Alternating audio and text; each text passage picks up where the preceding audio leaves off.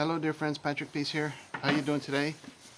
I'd like to do a review of a new book that I recently got my hands on. It's called Compromised: Counterintelligence and the Threat of Donald J. Trump by Peter Strzok. I'd like to do a review on this. I'm hoping to just do it in maybe 2 or 3 videos. I'm almost halfway through the book already. I'm on page 142. This is quite an interesting book because of the title.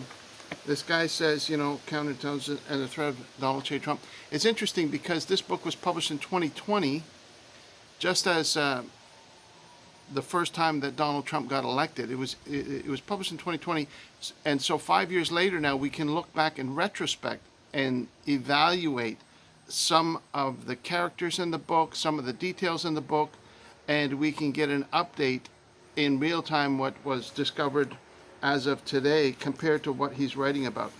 The first thing I notice about the book is that the first 100 pages or so, he doesn't talk about Donald Trump.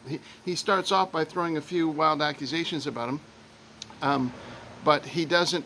The only thing that he mentions in those first 100 pages is that he may have had an arm's length transaction or arm's length discussion about the possibility of having a Trump Tower property in Moscow. And so this is the only thing that he mentions. He talks, in the early part of the book, he talks about tracking down these a Russian couple that was working in the United States.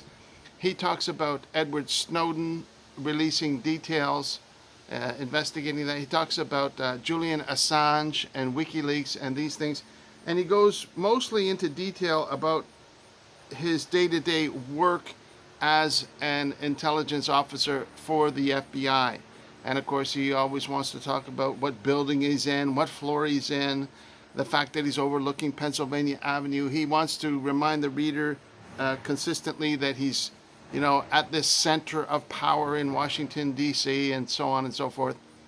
But as far as any actual mentioning of Trump, that doesn't happen until much later. In fact, he really starts to go into detail about Hillary Clinton more than Trump. And I'm sure he talks about Trump later in the book, but he doesn't in the first half, basically. So he goes on about Hillary Clinton, and the most important thing that he talks about is when they use the terms to describe. Comey was going to do a speech about the investigation into Hillary Clinton, and he was going to use the phrase gross negligence. And he says that after lengthy discussion, one of the attorneys suggested an alternative, which we all settled on: extremely careless. So there's that. He spent so much time, and he says that on page 86, he says, the election was going on, and Clinton was running. They thought she was going to win. They saw polls that said she was ahead, and he said, so he tried to strike the right tone. They had to investigate her use of confidential information and her use of email and her use of laptops, but he says he wanted to strike the right tone. It's obvious that he was trying to support Clinton by, getting rid of this term gross negligence. And apparently we found out after the fact, according to Wikipedia, is that he was responsible for making the change from gross negligence. And they said everything that she had done was not worthy of any kind of criminal breach. It was more an administrative type of mistake, and so this is where he ended up, working on this Hillary Clinton email investigation for quite a long time. Goes into all the details about his work investigating that, and all the work they had to do, and examining these servers, and so on and so forth. It really gets into a lot of the boring detail of the day-to-day work of somebody that's involved with deception and lies on a daily basis, I guess you could say. And he said he wanted to refer, the Department of Justice asked Comey to refer to the case as a matter rather than an investigation. Right? They said this is just a matter. It's not an investigation. And so he wanted to strike the right tone. And he says that the case revealed poor behavior, but found no prosecutable wrongdoing. And so there was no prosecutable wrongdoing, was their conclusion, and that was the conclusion of the investigation. That was the conclusion of Comey. And I guess we can look back in retrospect after the fact to see that this gentleman by the name of Peter Strzok was eventually fired. They found emails of him apparently, allegedly, saying that he was going to prevent Trump from getting elected, that he had communicated with this woman that he was having an affair with. He was already married, and he was communicating with her saying that, oh yeah, I'm not going to let Trump get elected and so on. So he obviously was very, very biased. But the interesting thing is that he reveals in this book, I mean, if you look up in the dictionary self-incriminating, you're going to find this guy's name.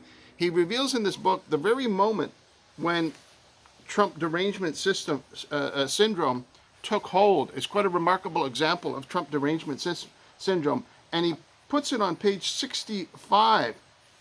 He says that when he announced his presidential, Donald Trump, when he announced that he was going to run for president, he announced that on June 16, 2015. And of course he got elected in 2016. He was president from 2016 to 2020, and then he lost the election in 2020, and then he got reelected in 2024, of course, just to see the timeline, right? And he says that on page 65, this is a very excellent case study on watching a person in real time slide into Trump derangement syndrome.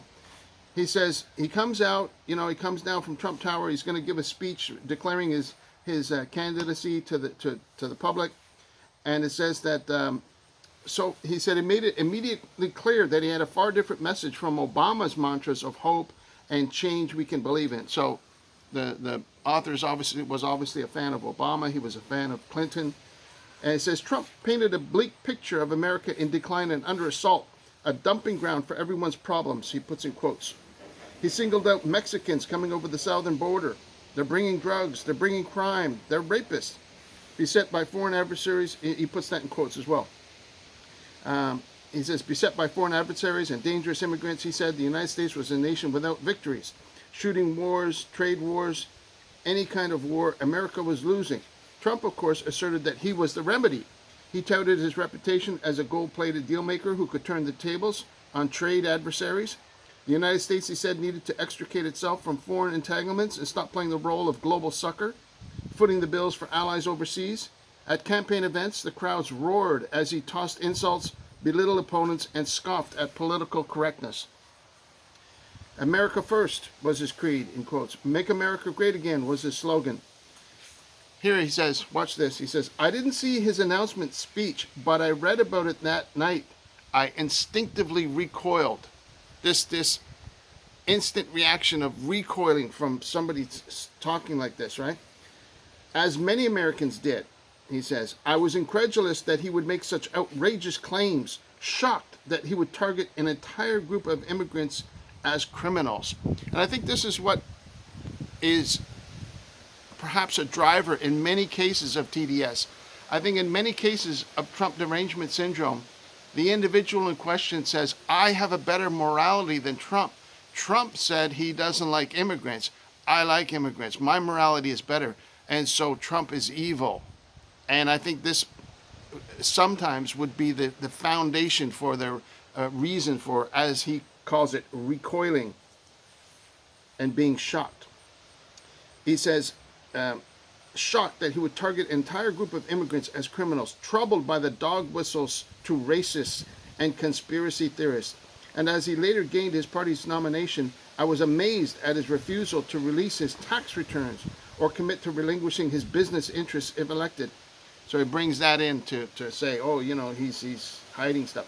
Voters expect candidates and politicians to rise above personal biases and self-interest. Trump didn't seem to have the desire or need to do any such thing. At the time, he just felt unseemly. He uses this term, unseemly. He recoils. He can't put his finger on it, but it's just he knows he doesn't like Trump. Few people, myself included, saw the momentous upheaval, if portended. A stupid word to use there. And so he goes on to talk about, whatever there. And it goes on to talk about Hillary Clinton, and so on and so forth about what's going on. And so there you have it. It's quite an interesting thing. Now, I should just leave this review by, as I said, I'm halfway through it, and he's reached a point where he's talking about George Papadopoulos. I don't know how to pronounce his last name, but there was this individual that apparently had overheard somebody saying that the Russians had emails that was incriminating towards Hillary Clinton, and that they could release them to the press if they wanted to. And then Trump himself actually went out publicly at one time, and he said it was sarcasm, but apparently said, Russia, if you're listening, you might want to release those emails to the public. The press would love to see that, as he says. I don't have it right in front of me here, but it's not that important. That just flipped up the author to no end. He was like, oh my gosh, I can't believe he said that. We're going to have to investigate him. They ended up, tracking down the source of Papadopoulos and all this information. They said, oh, we're going to, it just goes on and on and on about this Papadopoulos guy and how he got this comment. And then they travel to Europe. They don't want to say the name of the city. I assume it's London, but it doesn't matter. And he says that they confirmed that, yes, he did indeed say this, that the Russians had this information and that they were willing to release it. And so this would be interfering in an American election. It would be a really horrible thing. And this would be terrible, and so on and so forth. So that's where I'm at in the book. I'm about halfway through, and he's currently tracking down and verifying all this information about George Papadopoulos and how they're going to respond to that, whether they're going to, complete their investigation, or maybe they're going to contact the FBI to bring some kind of legal charges or what have you. I don't know what's going to happen later on, but I will get through it. I may have to take a bath in tomato juice when I'm finished, because you're dealing with somebody describing a life of living with lies, dealing with deception on a daily basis. It's really quite disgusting. Now, I'm going to leave you lastly with what he says in the actual introduction. I can't believe the guy would say this, but he says, the president, he says, I've defended my whole life, defending the United States, the Constitution, the government, all our citizens. I would never have imagined, I could not have imagined, that the president of the United States, the most powerful man in the world, would single me out with repeated attacks of treason, accusing me of plotting a coup against our government, suggested that I be executed, labeling me corrupt. He puts these in quotes: corrupt, incompetent, a sick loser, and a hating fraud. That was quotes that he gave that Donald Trump said about him. So obviously, the author, and Donald Trump are not friends. In fact, on the back of the book, he says, Peter Strzok is a fraud, as is the rigged investigation he started. There was no collusion or obstruction with Russia. And that's a quote from real Donald Trump that he includes at the back of the book. I'm just amazed that this guy would go to so much trouble to produce all this detail about all his work and what he's dealing with on a daily basis. I mean, it's an interesting book if you're interested in the life of somebody and what they do on a daily basis. And as I say, investigating information, trying to verify that information, and dealing with, intelligence, counterintelligence, different departments. It might have been an interesting book about that. But to title the book, Counterintelligence and the Threat of Donald A. Trump, and saying that he's compromised and so far not even coming up with anything substantial so far.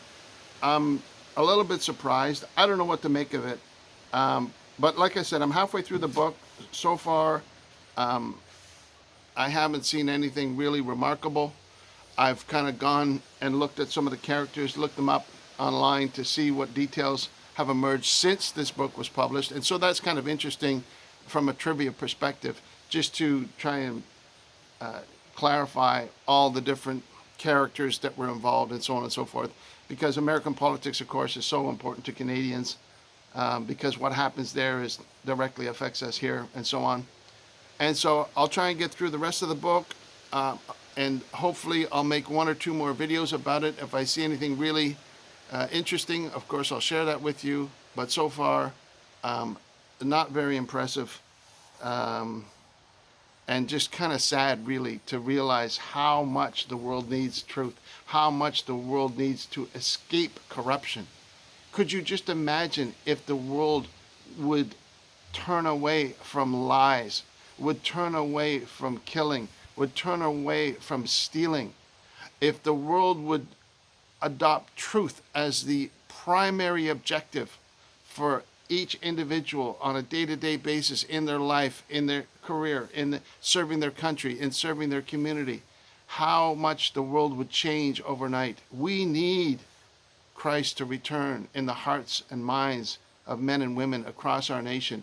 This is a glaring example of how much we need to escape from our own corrupt hearts, how much we need to escape from deception, how much we need to escape from lies and mudslinging and corruption and all this stuff that goes along with the whole political atmosphere and political theater and arena and on and on. And it's a stark reminder of how important we do need God, and to return to those commandments that he gave us so clearly. Don't steal, don't cheat, don't kill, don't lie, don't do what you're not supposed to do. You know, the law is written on the hearts of people, and they know when they're doing wrong. And we have to get our act together and learn. And that's one good thing that this book reveals, is that it shows how much we need to learn and repent and keep God first. So thank you so much for watching. God bless you. I pray you're able to spend time with people you love. We'll talk to you again real soon, okay? Take care of yourself. Thanks a lot for watching. Bye for now.